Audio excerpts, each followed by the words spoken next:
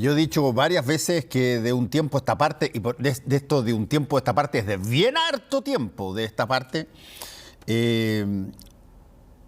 cada vez que la centroizquierda y la izquierda están en la oposición, se afanan últimamente por buscar creativamente alguna manera de poder dividirse, de poder fragmentarse o de pasar, no sé, momentos muy desagradables teniendo que explicar las cosas que se hicieron. Bueno, eso que vimos ahora en Unidad Constituyente está pasando, fue una cosa probablemente menor, pero que ya se hizo el punto. Y en el caso de Apruebo Dignidad, bueno, la elección de las distintas vicepresidencias para la Comisión Constitucional creó otro problema, porque ahí hubo una suerte de resquemor por parte del Partido Comunista, señalando que el Frente Amplio había de alguna manera obviado una candidata del PC, a pesar de que son parte de un pacto, en favor de incluso la derecha. Y todo esto ha generado una discusión durante todo este día y por eso quisimos invitar a un constituyente, Fernando Atria, el abogado, que hoy día lanzó un largo hilo, te lo leí entero, Fernando, para explicar un poquitito qué es lo que había pasado y por qué estaban estas caras así medias tensas hoy día en la comisión. Cuéntanos un poquitito qué es lo que pasó. Bueno, lo que pasó fue algo que yo creo que se le ha dado una significación mucho mayor de la que tiene. Se elegían las vicepresidencias de la convención, de las 9, o sea, de los 9 miembros de la mesa, descontado el presidente 8 vicepresidentes, uno que ya fue elegido, Jaime Baza, en la sesión de instalación, quedan 7, 2 de ellos son de escaños reservados, quedan 5, y entonces los 5 se elegían con este método de patrocinios, que, digámoslo, fue un método que fue inventado y en su momento apoyado por nosotros, porque nos pareció un buen método, inventado para las comisiones de la convención, por una moción de la lista del pueblo y los movimientos sociales y escaños y los pueblos originarios. Y bueno, nosotros teníamos los convencionales vinculados, independientes y militantes de partidos del Frente Amplio, teníamos un total de 16 patrocinios y los distribuimos de una manera que después podremos conversar. Y en eso nosotros, precisamente por nuestra alianza con el Partido Comunista en Apruebo Dignidad, reservamos algunos patrocinios para ellos y esos patrocinios no fueron suficientes. Y eso es lo que pasó. Y no fueron suficientes porque, por distintas razones, ¿no? Ahí yo no conozco tanto las otras negociaciones que hizo el Partido Comunista, no sé cuál fue la razón.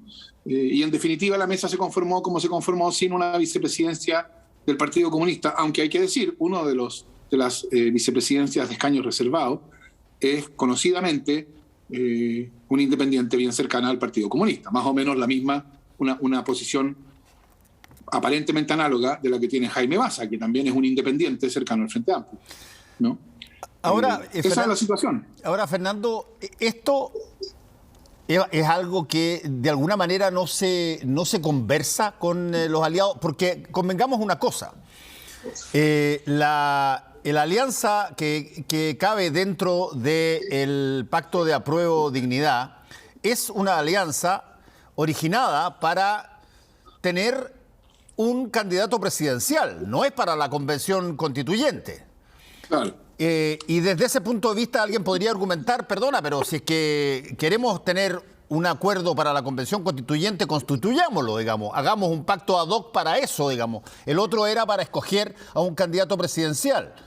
¿Cuál es la vinculación que quedó después de esa primaria para seguir haciendo cosas en conjunto en áreas que no son las estrictamente políticas electorales presidenciales o parlamentarias?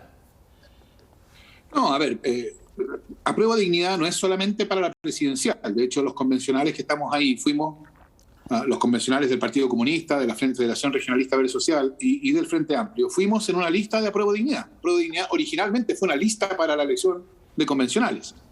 Así que no es una cosa que sea totalmente independiente de la convención. Y por eso nosotros hemos mantenido una actitud proclive a esa alianza. Ahora, sin embargo, hay que decirlo, y esto es una cuestión de público conocimiento, yo no estoy con esto denunciando nada, ¿no? Estoy simplemente constatando hechos, ¿no? El Partido Comunista en particular, en las últimas semanas o dos, tomó una decisión que, por cierto, es su derecho, como el de todos, de buscar articulaciones distintas a Prueba de Dignidad dentro de la Convención Constitucional, ¿no? Y en muchos casos, cuando esas articulaciones no han tenido los resultados que el Partido Comunista ha esperado, han salido muy especialmente críticos del Frente Amplio.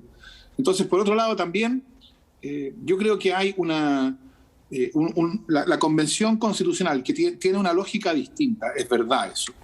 Nosotros reconocemos en la Convención Constitucional la presencia de Apruebo Dignidad y nos importa, y por eso prácticamente 1/3 de nuestros patrocinios fueron para nuestros socios de ese pacto.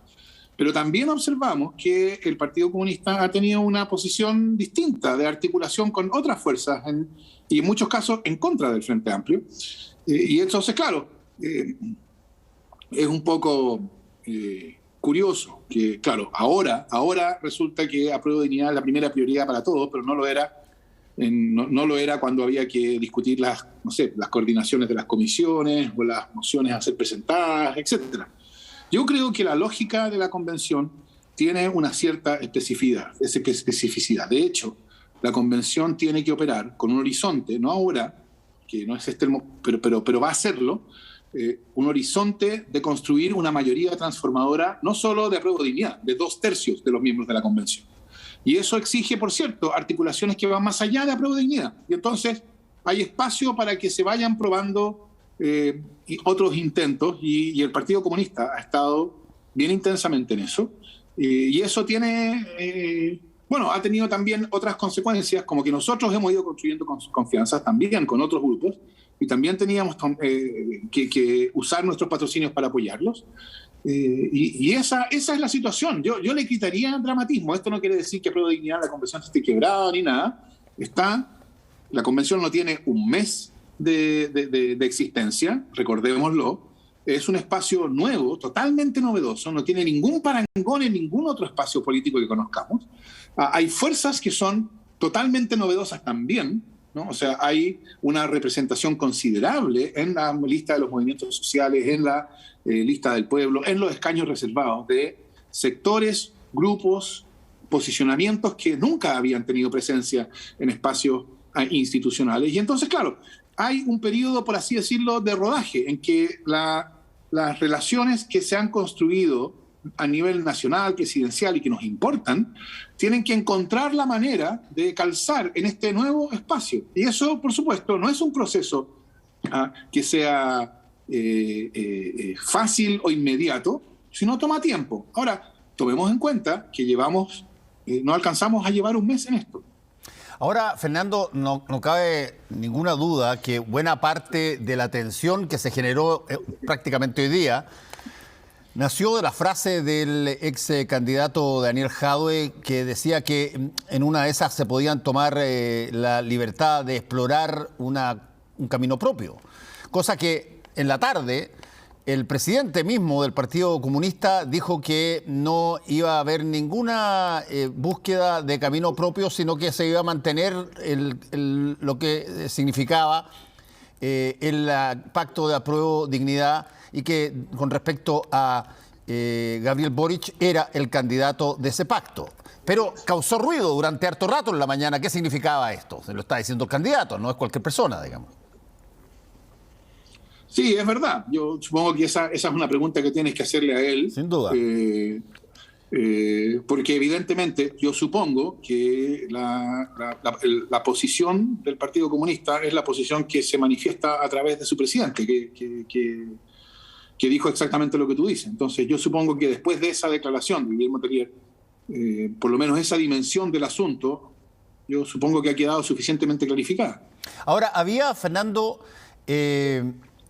Había voces que pedían que todas las elecciones fueran por votos de mayoría, simplemente. En ese caso, por ejemplo, probablemente la derecha no hubiese tenido ningún escaño dentro de las vicepresidencias. Claro, aquí hay que tratar de ser lo más preciso posible, porque se ha presentado esto de que el sistema de patrocinio no es una votación. En ese sentido no sería democrático, que sería más democrático una votación. Primero, como yo te decía, ¿no? El sistema de patrocinios no lo inventamos nosotros, fue inventado y es un buen sistema por la lista del pueblo en sus mociones cuando se discutía y los movimientos sociales cuando se discutían la conformación de las primeras 3 comisiones que creó la convención, que son la Comisión de Ética, de Reglamento y de Administración. La cuestión era, como tú dices, o las 5 vicepresidencias se elegían en 5 votaciones sucesivas y en cada una de ellas se votaba, como se hizo para la presidenta y el vicepresidente, se votaban una y otra vez hasta que alguna candidatura obtuviera la mayoría absoluta. O se hacía una votación y salían los 5 primeros, es alguna cosa que en algún momento se discutió, o este sistema que es más o menos equivalente a ese, ¿no? Que es que cada uno funciona, que se pone en condiciones de patrocinios, que aseguran que en total no puede haber más de 5, porque no alcanzan los patrocinios disponibles, y de ese modo se logra que haya distintas vicepresidencias. Yo creo que esta no es una cuestión que deba ser decidida en términos, por así decirlo, normativos abstractos. Yo creo que aquí la pregunta es ¿cuál es el sentido de una mesa de 9? ¿Por qué tener una mesa de 9 y no una mesa de 2? ¿Por qué no basta con tener presidenta y vicepresidente? Porque si se trata, se han dado varias razones, ¿no? Si se trata de que el trabajo administrativo es muy grande, bueno, uno no necesita convencionales para hacer el trabajo administrativo, uno necesita convencionales para supervisar, para vigilar, para conducir el trabajo administrativo. Entonces, si el problema es trabajo administrativo, tú no necesitas 9 convencionales, lo que tú necesitas es una mesa de 2 con una buena secretaría administrativa. Si se trata de que la mesa represente la mayoría, bueno, eso ya lo hacen la presidenta Loncón y el vicepresidente Baza, ambos fueron elegidos por mayoría. ¿Por qué se necesita añadirle 7 vicepresidencias más? Que yo creo que fue una decisión correcta. Y la respuesta, creo yo, es porque importa que todos los grupos o posicionamientos que hay dentro de la convención se hagan responsables de lo que hace la mesa. Que cuando la mesa habla, no sea solamente Elisa Loncón y Jaime Baza hablando, proponiendo una solución a un problema, diciendo que esta cuestión la vamos a organizar de este modo en vez de otro, o que esta propuesta la hacemos a la convención sacada de nuestras cabezas, que no son solamente ellos dos, porque si son solamente ellos dos, entonces lo que hace la mesa tiene el apoyo que tiene Elisa Loncón y Jaime Baza. Pero si la mesa tiene 9 miembros, y esos 9 miembros dan cuenta de la diversidad dentro de la convención, entonces, cuando la mesa habla, cuando la mesa enfrenta un problema que tiene la convención, diciendo, vamos a hacer esto en vez de aquello, vamos a poner estas reglas, por ejemplo, para que los periodistas puedan ingresar, y no otras reglas que podrían ser. Cuando la mesa habla, la mesa sabe que le habla a una convención que va a entenderse responsable de lo que la mesa dice. ¿Por qué? Porque todos han tenido en la discusión de la mesa la posibilidad de llegar a una solución común. Entonces, en ese sentido, el sentido de la mesa es que, más allá de que haya 2 personas, la razón por la cual es importante la mesa es porque asegura la gobernanza de la convención. Y para que asegure la gobernanza de la convención es importante que todos los sectores que tienen una participación significativa estén ahí presentes. Y eso, mirando la lógica de eso, para lograr eso, era más adecuado, esta es la razón que nos llevó a apoyar esta propuesta de la mesa de elegir a los vicepresidentes con patrocinio, en vez de en votaciones sucesivas, era necesario o era conveniente un sistema como el de patrocinios que asegura que todo grupo que puede reunir con sus votos en votos o juntando con conversaciones con otros 21 patrocinios va a tener presencia en la mesa. Y eso quiere decir que ahora, cuando esto se constituya, cuando la nueva mesa, que ahora ya está completa, se constituya, ahora cuando la mesa dice algo, cuando la mesa enfrenta un problema, cuando la mesa ofrece una solución en un sentido o en otro, la mesa puede contar con que, en principio, esa solución va a tener el apoyo de buena parte de la convención, porque es buena parte de la convención la que va a estar hablando. No es una manera, estar en la mesa, no es una manera de beneficiar a los grupos que están en la mesa. Yo incluso diría, es al contrario, es una manera de hacer responsables a los grupos que están en la convención de lo que pasa en la propia convención. Y en el caso particular de la derecha, diría yo, que tiene, yo creo, por lo menos parte de ella, no quiero generalizar, pero por lo menos una parte de ella, parte considerable, ha tenido una campaña de desprestigio de la Convención Constitucional. Yo creo que era importante hacerlos responsables de lo que pasa en la Convención Constitucional, porque si no, iban a continuar en esta actitud de francotiradores, ¿no? De andar diciendo por Twitter, no, es que ahora tenemos comisiones y eso son burocráticas, no es como el mundo privado que es tan eficaz, o ya están pidiendo más presupuesto porque lo que quieren es gastarse la plata de todos los chilenos, que todos los chilenos aportan con todo su esfuerzo y ellos quieren gastársela en sus farras. O sea, ese tipo de cosas que hemos visto, mensajes por Twitter de propios convencionales de la derecha diciendo cosas de ese tipo, bueno, van a ser un poco más difíciles o van a ser un poco más ridículas de su parte en la medida en que podremos decirlo, bueno, pero ustedes también están en la mesa, ustedes también tienen responsabilidad por lo que se hace o no se hace. Entonces, no hay que ver, creo yo, la posibilidad de tener una vicepresidencia como un beneficio para el grupo que lo tiene, sino como una carga, la carga de asumir responsabilidad por lo que la convención hace o no hace. Dime una cosa, Fernando, ¿fue parte de la discusión en algún momento el aplicar la lógica mayoritaria para todas las decisiones de la convención, incluyendo la de la mesa, con lo que en términos prácticos quedaba la derecha sin representación alguna?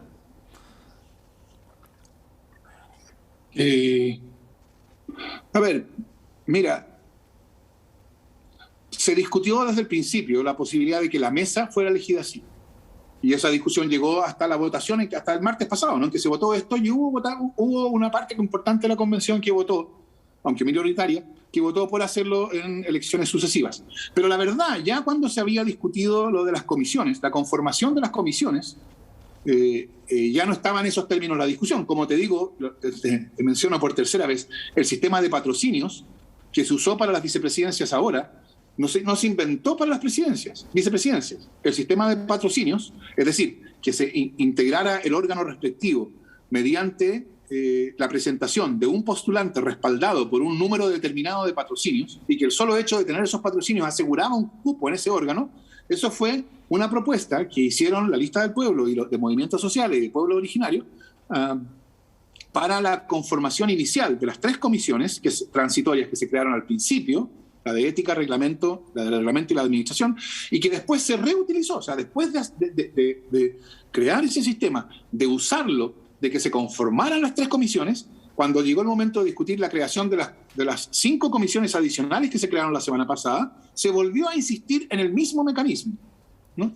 Entonces, yo creo que bastante, aun cuando lo que tú dices puede haber ocurrido al principio, yo creo que bastante tempranamente se resultó evidente que hay espacios de la convención en que todos quienes tengan una presencia significativa tienen que tener en principio la posibilidad de estar. Y de hecho, como te digo, las comisiones, todas las comisiones que se han creado desde el primer momento fueron pensadas de ese modo, con patrocinios. Ahora, miremoslo, si tú quieres, desde el punto de vista de la simbología del asunto. Desde cualquier punto de vista que tú lo mires, tú dirías, pero aquí hay, o puede haber, te lo pregunto en potencial, puede haber también un acto de generosidad democrática. Cuando tú tienes a alguien que tú sabes que si es que aplicas la estricta regla democrática de mayoría en todo, y tienen además los votos, las mayorías para que eso pueda ser implementado, y aún así escoges que todas las representaciones estén inscritas en esa mesa, incluyendo la que perdería todas las elecciones si fuera por mayoría. Simple. Ese acto de generosidad democrática, llamémoslo así, independientemente de si hubiese reciprocidad en el caso de que las cosas fueran al revés. Yo no voy a ponerme en el contrafactual de qué pasa si las cosas hubiesen sido al revés. La derecha tenía todos los votos para la mayoría y había un grupo de izquierda que podía acceder a esto si lo hubiese hecho o no lo hubiese hecho. Me da lo mismo, pero el factor es... Esto también manda un mensaje, Fernando, corrígeme si estoy equivocado, de que aquí no hay un juego de ganadores y perdedores en el acto de generar la identidad del país en una nueva constitución. Se necesita, como tú dijiste, que todos se sientan representados. Y si es que eso significa en algún momento que tu tremenda representación puede tener que ceder un poco de su espacio a que otro se sienta representado, más bien se ve como un acto, si tú quieres, de virtud democrática más que de pasar la planadora, ¿o no? Bueno, sí, se puede ver así. Esa no es la manera en que yo lo presentaría especialmente, porque yo insistiría en que la razón que nos llevó a apoyar esta decisión de la mesa, la de proponer el sistema de patrocinios, no fue como se ha pretendido hacer ver, hacerle un favor a la derecha. Nosotros estábamos pensando en la gobernabilidad, la gobernanza de la convención, qué es lo bueno para la convención. La pregunta entonces no era, para nosotros al menos, no era, ¿es bueno que la derecha esté? No, la pregunta ¿es bueno que un grupo, un sector que tiene 37 miembros de la convención no esté en la mesa? Desde el punto, como yo estoy convencido, desde el punto de vista de ellos, en mi opinión, si alguien me preguntara así en abstracto, ¿qué le conviene a ellos? Yo les diría, a ellos lo que más les conviene es quedar fuera de la mesa. Si hubieran quedado fuera de la mesa, habrían dado una conferencia de prensa a la salida, poniendo el grito en el cielo de que esto es una nueva exclusión y que esto es la tiranía de la izquierda radical, con este lenguaje tan florido que están usando ahora, etc. Y después de eso se habrían sentido en entera y total libertad para continuar esta campaña de desprestigio actuando como francotiradores de la convención. Pero ahora tienen responsabilidad. Entonces, yo lo vería más bien como una decisión que sabíamos, estas críticas que íbamos a recibir, las sabíamos, porque teníamos antecedentes de cómo otras cosas que habíamos hecho también habían sido recibidas, aunque estábamos convencidos de que esas decisiones fueron en su momento correctas, pero desde el punto de vista de asegurar, o no asegurar, de contribuir a la gobernanza del proceso constituyente y a la posibilidad de que el proceso constituyente se desarrolle de una manera adecuada, era la mejor decisión. Y yo creo, y estoy convencido, de que una mesa conformada de este modo va a poder cumplir de mejor manera la función que le corresponde a una mesa de asegurar la gobernabilidad y la gobernanza de la convención, que una mesa constituida en sucesivas votaciones, cada una de ellas por un vicepresidente. Fernando, ¿en qué momento se comienza, ahora ya que se han constituido los reglamentos, los protocolos, las comisiones, en fin, en qué momento entramos a picar, digamos? Y ya se entra a empezar a revisar el articulado, la normativa, la futura constitución propiamente tal. Bueno, es una buena pregunta eso, porque claro, yo creo que las personas que nos ven desde afuera quizá no siempre toman el peso a lo que realmente significa que esta convención haya partido de cero. Y haya partido de cero todavía no me refiero, ya lo haré, al hecho, a la hoja en blanco, ¿no? Al hecho de que la Constitución tiene que ser escrita desde cero. No, partió de cero en sentido prácticamente literal. Es decir, recordémoslo, después de instalarlos el 4 de julio, llegamos el 5 de julio a las 3 de la tarde a tener la primera sesión, por así decirlo, ordinaria, y nos dimos cuenta que ni siquiera había condiciones físicas para poder sesionar.